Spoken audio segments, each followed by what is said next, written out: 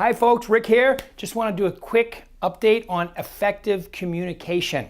Okay, so there's a really easy pattern for effective communication in a selling situation, in any situation really, and that is, okay, open-ended questions.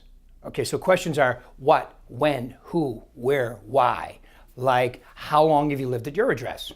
That's a great question. Now, when you ask an open-ended question, you always want to end the sentence on a downswing. You don't want to go up at the end. It sounds like you have no authority. Could you imagine if I talked to you like this all the time? So how long have you lived at your address? Okay, so I ask you an open-ended question, what, when, who, where, why. I finish the sentence on a downswing, okay? Then I let you answer. Very tough for some salespeople. I let you answer even if you go long-winded.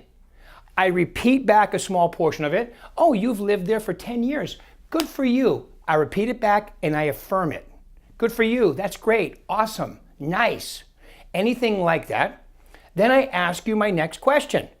Okay? It's really that simple.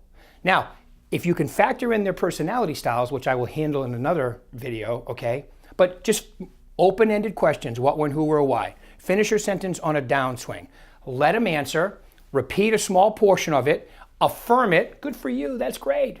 Okay, and then ask them your next question. Because remember, effective selling isn't doing all the talking. Even though we're excited about our jobs and we're enthusiastic, you can't do all the talking. People feel like they're being run over. You should have a 50-50 rule. Very simple, meaning in a selling situation, I do 50% or less of the talking because I'm asking quality questions. Look, folks, when people are moving, this is important to them. It's like in the top 5 most stressful things you can do in life, geographically moving especially. So they have a story and your job is to get it out of them. And that's how they become attached to you. Then you make a connection with them.